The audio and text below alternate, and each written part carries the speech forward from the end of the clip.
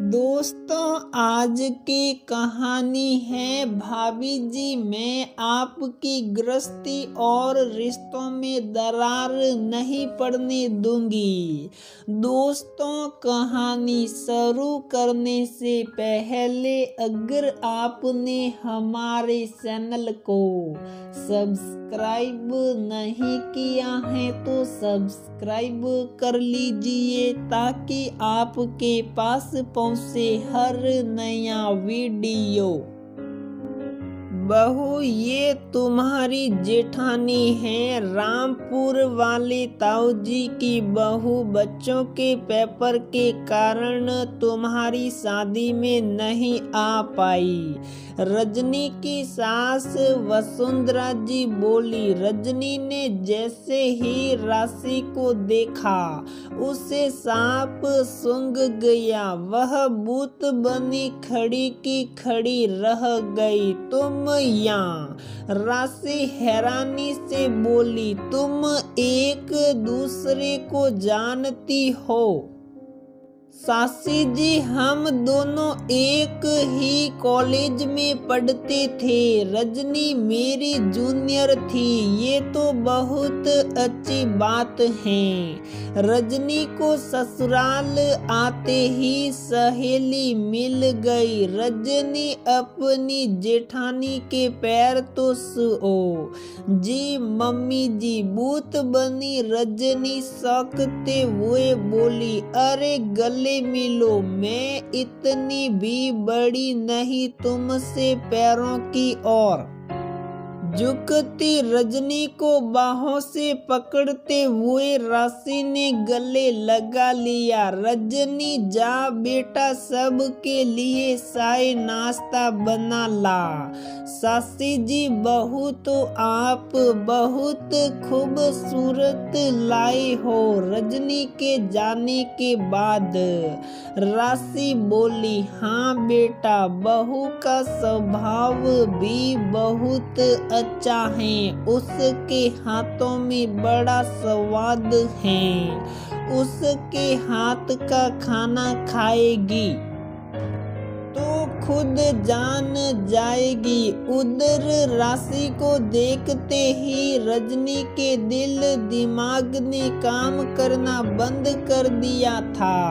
उसने हड़बड़ी में चाय का पानी गैस पर चढ़ाया। पानी में उठते बुलबुलों की तरह उसके मन की गहराइयों में दबी यादें भी उछलते हुए बाहर आने के लिए मसलने लगी और वह बीते वक्त के गलियारों में चली गई। राशि और रजनी एक ही कॉलेज में पढ़ती थी। सीनियर होने के नाते राशि ने रजनी की रैगिंग कर उसे पूरी क्लास के सामने अपमानित किया तो रजनी ने उसकी शिकायत प्रिंसिपल से कर दी, जिसके कारण राशि को एक हफ्ते के लिए कॉलेज से रस्टिकेट कर दिया था। तब से दोनों के बीच शीत युद्ध शुरू हो गया था। कभी कभी दोनों आपस में उलझ भी पड़ती। हंसमुख और सबकी मदद करने को हमेशा तैयार रजनी के बहुत से दोस्त बन गए थे। उन्हीं में से एक था सौरभ। धीरे धीरे दोनों की दोस्ती प्यार में बदल गई। उनके दोस्त उन्हें लव बर्ड कहने लगे थे। कॉलेज में भी उनके प्यार के चर्चे होने लगे, पर किसी कारण बस दोनों को अपने रास्ते अलग करने पड़े। रजनी साय नहीं बनी क्या?